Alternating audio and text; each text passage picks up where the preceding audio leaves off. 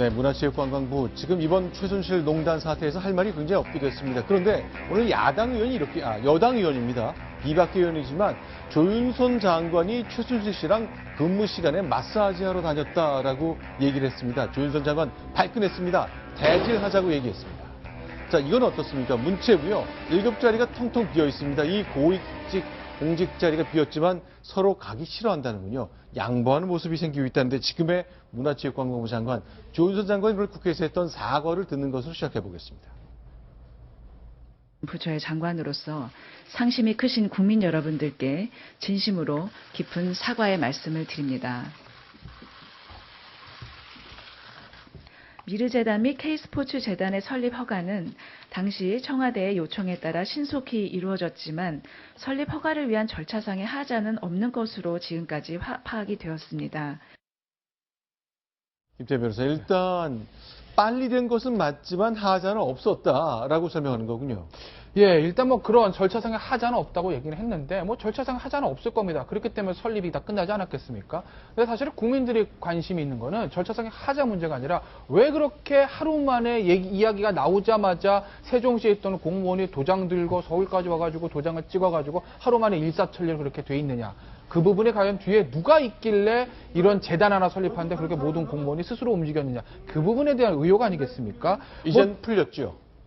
예, 이제는 풀렸죠. 그러니까 그거에 대해서 이제 조윤선 장관은 우리 문체부에 대한 책임은 없다라고 얘기는 하고 있는데 글쎄요, 과연 국민들이 어떻게 느낄지에 대해서 저는 개인적으로 의문은 좀 가지고 있습니다. 예, 절차는 나름대로 맞췄기 때문에 하자는 없다고 그럴 수는 있지만 정말 납득할 수 없는 일인데요. 미르재단의 경우에 예를 들자면 2015년 10월에 설립이 됩니다. 그렇죠. 10월 말에 리커창 중국 총리가 한국을 방문합니다. 그거에 맞춰서 이 재단을 빨리 설립을 하라는 이야기를 최순실 씨가 먼저 해요. 그래서 이제 청와대에서 급히 부랴부랴 이걸 이제 시작을 하는데 안종범 수석이 정경련에 이야기를 하고 토요일 날 정경련에서 대기업들한테 연락을 합니다. 그리고 일요일 날 오전에 한 호텔에 회의실로 와라 해서 대기업들이 법인 인감 들고 출연금 약정서 들고 다 가거든요. 그날 오후에 세종시에서 문체부의 담당 주무관이 올라와서 사인하고 그날 밤에 과장 결재까지 이루어지고 다음날 아침에 이제 실장까지 이루어져서 이 설립이 되는 겁니다. 그거를 절차상 하자가 없다고만 말하면 국민들이 이 실체를 알 수가 없어요. 왜 최순실 씨가 이렇게 미르재단에 설립하도록 급히 서둘렀는가. 이게 규명이 돼야 되고 올해 1월에 설립된 K스포츠 재단도 비슷하게 이루어집니다. 정관도 비슷하고. 결국은 지금 많은 언론이 보도했고 공소장에도 나왔지만 이 두 재단 비정상적이거든요. 왜냐하면 통상 재단은 운영자금이 출연금 10% 가지고 하는데 지금 출연금의 80%가 운영자금이에요. 이 돈을 결국은 최순실 씨가 사익을 위해서 빼내려고 했다는 거 아니겠습니까? 그렇죠. 이거에 대한 이제 좀 더 규명이 필요하겠죠. 알겠습니다. 오늘 이제 조윤선 장관 저렇게 이제 일단 사과도 했지만 일단 절차적으로 형식적으로 문제가 없다는 얘기 때문에 여러 가지 이제 질문을 많이 받았습니다. 그런데 새누리당 의원입니다. 야당 의원이 아닌데 새누리당의 비박계 장제원 의원이 조윤선 장관을 향해서 이런 얘기를 하네요. 최순실 알지요? 마사지 같이 받았지요? 라고 묻습니다. 이게 어떻게 된 일인가요? 그 장면 저희가 영상으로 준비해봤습니다. 정동춘 K스포츠 1회 이사장 아십니까? 전혀 모릅니다. 정무수석 재임 당시에 우병우 민정수석실 특별감찰관으로부터 조사를 받은 적이 있습니까? 없습니다. 최순실과 등과 함께 근무 시간에 정동춘이 운영하는 마사지샵에서 간 것이 적발되어 민정수석실 특별감찰관 조사를 받다가 무마되었다는 제보가 왔습니다. 사실이 아닙니까? 사실이 아닙니다. 만약에 제가 특별감찰관 수사관 이름을 대고 그분과 대질신문을 요구를 하면 다음 청문회 증인으로 나올 용의 있으세요? 저는 얼마든지 용의가 있습니다. 알겠습니다. 자, 이제 실명을 대겠다고 얘기했습니다. 장제원 의원. 그리고 실명을 댄 사람을 국회 국정조사장으로 데려오면 장관이 다시 한번 출석해서 얘기할 수 있는 게 아닐까지 묻습니다. 아니라고 하는 거죠. 이걸 어떻게 해석을 해야 되는 거죠? 정말 믿기 어려운 일인데요. 저는 조윤선 장관이 정무수석 때 정말 그랬을까? 개인적으로는 그렇게 생각을 합니다. 그러나 네. 장제원 의원이 아마 지금 실명을 될 수 있다고 이야기를 했지 않습니까? 네. 아마 제보자일 텐데 네. 결국은 국정조사가 진행된 가운데 그 제보자를 정말로 데리고 올 수도 있다고 봅니다. 근데 네. 물론 그 제보자가 어떻게 그거를 확인 수준까지 네. 해서 제보를 했는지는 모르겠습니다만 네. 정말 저 제보대로라면 정말 만약에 사실이라면 정말 심각한 문제인데 네. 저는 현재로서는 네. 그럴 가능성은 좀 없지 않는가 이런 생각을 해봅니다. 이 정동춘 씨는 이제 K스포츠 재단의 2대 이사장입니다. 초대 이사장은 이제 한체대 총장을 지낸 분이기 때문에 이제 스포츠계에서의 명망가였잖아요. 윤경민 부장 어떻습니까? 이런 분들하고 하는 곳에 자주 갔다 이렇게 얘기하는 건 아니요. 자주라고는 제가 말을 할 수는 없겠습니다만 갔다는 사실. 정무수석이라는 자리에 이렇게 갈 수 있는 글쎄요. 상식적으로는 정무수석이라는 사람이 저런데 근무 시간에 최순실이라는 민간인과 함께 마사지 받으러 갔다는 것은 도저히 믿을 수 없고 또 네. 납득할 수도 없는 일이죠. 그런데 국회의원이 네. 제보를 받았다고 국정조사 그 정부기관의 기관 보고 현장에서 장관을 상대로 질의할 정도면 나름대로 신뢰가 있는 정보 그리고 신뢰가 있는 제보자로부터 제보를 받았기 때문에 했을 수도 있다라는 생각이 듭니다. 그래서 이거는 맞습니까? 아닙니다. 압니까? 모릅니다. 이렇게 말 대 말로 끝날 문제가 아니고 정말 대질할 용의가 있습니까? 했더니 있다 그러지 않았습니까? 그럼 실제로 대질을 해서 명명백백하게 진실을 밝혀내는 게 중요하다고 생각합니다. 네. 결국 이제 만약에 정말 대질 신문이 일어난다고 하면 장제원 의원이 만약에 잘못 파악을 한 것이라면 국정위원 사퇴해야 되는 것이고요. 네. 조윤선 장관이 만약 거짓말한 게 드러나면 장관이 그만둬야 되지 않겠습니까? 왜냐하면 조윤선 네. 장관이 사실 예전에 교문에서 그런 얘기를 했습니다. K재단, 미르재단 뒤에 이런 어마어마한 배경이 있는지 전 잘 몰랐어요. 네. 그 당시 몰랐습니다. 정무수석 이런 얘기 하지 않았습니까? 근데 네. 만약에 최순실 씨 손잡고 저 마사지 센터 찾아가서 정동춘 씨한테 마사지를 받았다고 하면 정동춘 씨를 안다는 거고 정동춘 씨가 K재단 2대 이사장을 갔을 때 그 과정도 알고 있었다는 거고 그럼 K재단, 미르재단이 어떻게 설립되는지를 알고 있었다고 보는 것이 상식 아니겠습니까? 네. 그렇다고 보면 만약에 정말 장제원 의원이 네. 그 수사관을 데려와서 대질신문에서 조윤선 장관이 거짓말한 게 밝혀진다면 만약입니다. 네. 조윤선 장관은 그 책임, 정치적 책임, 법적 책임 전부 다 부담하셔야 될 겁니다. 근데 실제로 이제 세월호 당시 그 기간 중에 이제 정무수석으로 재임했기 때문에 매일 출근했다. 도대체 이게 말이나 되는 얘기냐 하면서 강하게 반발했습니다. 근데 사실은 이제 국회의원들이 이제 이상일 의원도 기자 출신이지만 이제 의원을 지내셨으니까 어떻습니까? 이제 면책 특권 때문에 의원들이 저렇게 국정조사에서 말할 때 일단 책임은 안 지잖아요. 도덕적으로 비난을 받을 수 있지만 법적 책임은 안 지는데 마음가짐은 어떻습니까? 과거에 네. 노무현 정부에서 네. 장관 지내신 분인데 제가 실명은 밝히긴 그런데요. 네. 국회 본회의장에서 이야기를 했어요. 잘못된 이야기를 했는데 네. 면책특권이 있습니다. 그런데 그게 명백히 잘못됐기 때문에 특정 인사가 네.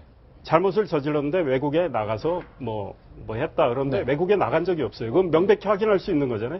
그래서 그분이 사과를 했습니다. 그런데 네. 그 의원실에 많은 제보가 들어오긴 하는데요. 의원들이 그 제보를 네. 확인하지 않고 통상 이야기는 하지는 않습니다. 그러니까 나름대로 확인 노력을 거쳐서 네. 이거는 질의할 만한 사안이 된다고 판단했을 때 질의를 하기 때문에 저는 장제원 의원도 어느 정도의 확인을 거쳤다고 봅니다. 그러니까 신빙성이 있다고 나름대로 판단해서 질의를 했을 걸로 보지만 네. 지금 조윤선 장관도 우리가 보기에는 지금 믿을 수 없는 일이잖아요. 만약에 사실이라면. 그렇죠. 그런데 절대 아니라고 그러고 오늘 당장이라도 대질합시다라고 할 정도면 조윤선 네. 장관도 이에 대해서는 어느 정도 자신이 있기 때문에 네. 그런 건데 우리 김 변호사님 말대로 정말 두 분 중에 한 분이 잘못됐다면 책임을 져야 되겠죠. 그동안 이제 이 미르와 K스포츠 재단, 그 최순실 씨 관련해서는 사실 아니다, 몰랐다 했던 것 중에 사실로 드러나는 것이 있기 때문에 그렇다고 해서 모든 것이 아니다 하는 것이 다 사실이라고 볼 근거가 하나도 없습니다만 문체부는 그동안에 해놨던 해명이 좀 문제가 있었기 때문에 조윤선 장관도 평소보다는 더 난처한 상황이 되지 않았나 싶습니다. 윤경미 부장께 좀 여쭤보고 싶은데 문체부가 그동안 사실 그 다른 보고를 좀 많이 했죠. 네. 네. 예를 들어서 차은택, 네. 차은택 씨가 이 문체부를 농단한 주역으로 꼽히고 있는데 네. 여러 가지 각종 문화 관련 사업을 주문을 네. 해서 차은택 씨가 그 단장, 창조경제 추진 단장직에서 물러난 이후에는 관여하지 않았다라는 게 문체부의 주장이었습니다. 그런데 4월에 그만뒀거든요. 네네. 근데 5월 13일 날 청와대에서 열린 관련 회의에 명단에 나옵니다. 차은택이. 근데 명예 단장으로 나옵니다. 그러니까 정식 단장에서는 퇴임을 했고 다른 분이 그 단장직을 맡고 있었거든요. 여명숙 게임물관리위원장이 단장이었는데 차은택 명예단장이란 이름으로 저 자리에 나오고 그 정작 여명숙 단장은 저 자리에 참석하지 않았습니다. 그러니까 저 자리가 홍릉 문화창조 아카데미 리모델링이라든지 K 컬처 밸리라든지 각종 사업을 논의하는 총괄적으로 점검하는 자리였어요. 그 예산만 해도 올해와 내년 예산이 1,800억 원이 넘는 그런 어마어마한 규모의 예산이었는데 명예단장 자격으로 차은택 씨가 저 회의에 참석을 해서 발언도 하고 결과적으로 마크에서 조정을 했다. 이런 게 오늘 아침 동아일보 내용을 보니까 4월에 그만뒀는데 5월에 왜 가느냐? 청와대가 요청했다. 라고 얘기한 참석자가 저런 말을 했습니다. 청와대 요청에 따라서 차은택 씨가 참석을 한 것이다. 조금 더 보겠습니다. 그런데 이제 문화체육관광부가 지금 거의 이른바 초토화 됐다고 해도 뭐 과언이 아니죠. 예, 지금 1급 3자리, 그러니까 요직 3자리가 비었다는 거죠. 일단 문화예술정책실장은 공석이 됐고요. 김동 차관이 빠지면서 저 자리에 있던 분이 차관으로 내부 승진한 거죠. 공석이 된 것이고요. 그리고 문화콘텐츠 산업실장과 종무실장 이 두 자리는 당사자가 지금 사표를 제출하고 명예퇴직을 신청했던 거 아니겠습니까? 그래서 두 자리까지 공석이 돼서 총 3자리가 공석이 됐는데 글쎄요 빨리 인사를 좀 채워넣어야 되는데 지금 국정 운영 자체가 청와대에서 지금 컨트롤이 안 되기 때문에 과연 언제까지 저 자리가 채워질 수 있을지는 좀 의문이네요. 하나 정정할 거는 지금 문화예술정책실장이 바로 차관으로 간 건 아니고 그분이 국민소통실장으로 가고 국민소통실장이 2차관으로 갔습니다. 그러니까 한 달이 거쳐 이동하면서 공석이 됐다. 그 윤태영 실장 같은 경우에는 기재부에 계시던 분인데 여기 와서 유탄을 맞은 셈인데 아마 이제 국정조사가 진행되면 또 저분들도 증인으로 채택이 될 상황이고 지금 원영기 정무실장 경우는 문화예술정책실장을 했거든요. 그러고 정무실장 이동했는데 사실 문화예술정책실에서 그 국가 브랜드 있잖아요. 크리에이티브 코리아 그 표절 논란이 있었지 않습니까? 크리에이티브 프랑스 이거를 표절했다 해서 굉장히 논란이 됐었는데 이 국가 브랜드 사업과 관련해서 최순실 씨가 실제로 소유주인 플레이그라운드라는 광고회사 있지 않습니까? 현대차한테 70억 광고 받고 KT한테 68억. 이 주소지하고 같은 회사 있습니다. 크리에이티브 아레나인가? 이 회사가 주소지가 같은데 국가 브랜드 사업을 기획을 또 그 회사가 했다는 겁니다. 근데 궁금한 게 임기 말이라 그런 겁니까? 1급으로 승진하는 것 이제 고시에 붙어서 5급으로 들어간 공직자들한테는 이른바 꿈의 자리 같은 데 아닌가요? 1급 공무원은? 근데 사실은 지금 이 상황 같은 경우는 1급 승진하는 것을 바라지 않을 수가 있죠. 왜냐하면 어쨌든 지금 박근혜 정부가 언제까지 갈지는 모르겠으나 탄핵이 되든 아니면 대통령 말대로 조기 퇴진이 되든 개헌을 하든 하야를 하든 사실 1년 3개월을 채우지 못할 가능성이 높은 거 아니겠습니까? 그렇게 되면 새 정부가 출범하는 게 아무리 늦어도 한 1년 3개월 빠르면 8개월 내에 새 정부가 출범할 수도 있는데 새 정부가 출범하게 되면 장차관뿐만 아니라 1급 자리가 상당수 바뀝니다. 다음 대통령이 누가 될지 모르겠지만 가장 먼저 손댈 인사는 아무래도 문화체육관광부 아니겠습니까? 그렇다고 보게 되면 지금 2급에 있던 사람이 1급 승진해서 내가 7, 8개월하고 속된 말로 잘릴 바에야 나는 그냥 2급에 있는 게 낫겠다. 라는 그런 자조 섞인 푸념들이 지금 문화체육관광부 내에서 정권 교체가 내후년 2월보다는 내년 여름에 될 가능성이 굉장히 높아졌기 때문에 그런 거군요. 뭐 그럴 가능성이 있는 거죠. 대통령의 임기 단축, 탄핵 가능성 그런 것이 다 가만히 된 것 같은데요. 그게 사실이라면 참 영혼이 없는 공무원들이죠. 공무원들이 자기 일신상의 영달을 위해서 그 자리에 갔습니까? 가는 겁니까?